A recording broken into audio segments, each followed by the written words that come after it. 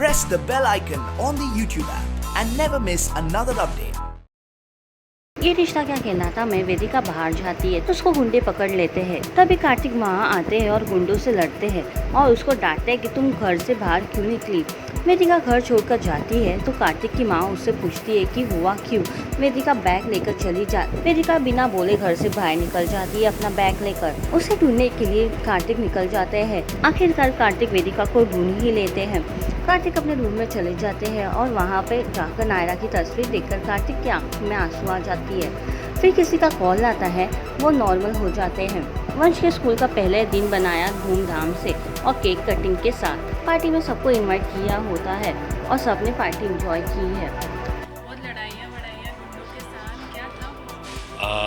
Yes 5 साल का leap हो चुका है। उसके बाद एक थोड़ा सा एक अलग रूप देखने को मिल रहा है कार्तिक का, जहाँ हमें लग रहा था कि पिछली बार की तरह जब उनका डिवोर्स होता है तो वो नशे में धुत हो जाते हैं, वो अल्कोहल का सहारा लेते बिकॉज हिज ब्रदर डाइड।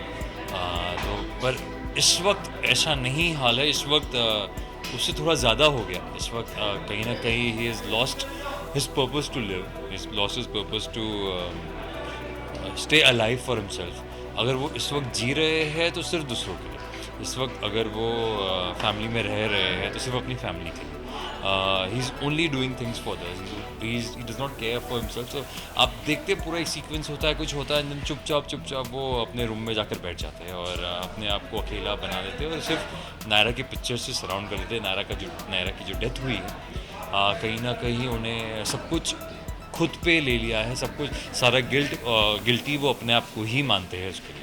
सो यहाँ पर एक ऐसा सीक्वेंस होता है जहाँ पर आपको धीरे धीरे पता चल रहा है एक नए इंसान के बारे में। वेदिका करके एक लड़की है जो उनकी लाइफ में आई है। हमें अब तक ये पता चला है कि वो 2 साल पहले इनकी लाइफ में आई थी और 2 साल से वो यहाँ रह रही है।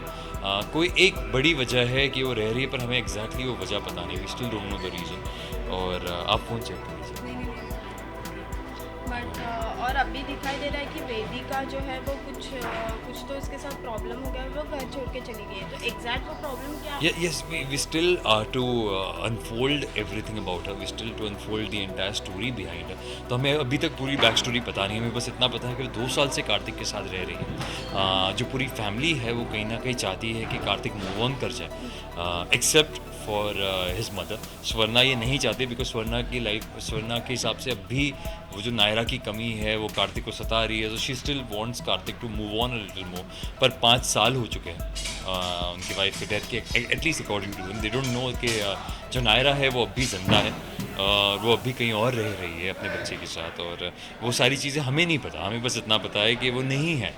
और पूरी फैमिली चाहती है कि कहीं ना कहीं हम कार्तिक जो है वो वेदिका के साथ अपनी लाइफ आगे बढ़ाए और कोशिश करे कि वो खुद के लिए भी थोड़ा बहुत जिए। तो यहाँ एक कहीं ना कहीं एक सिचुएशन आती है जहाँ वेदिका थोड़ा बुरा मान जाती है, वो घर छोड़ कर जाती है।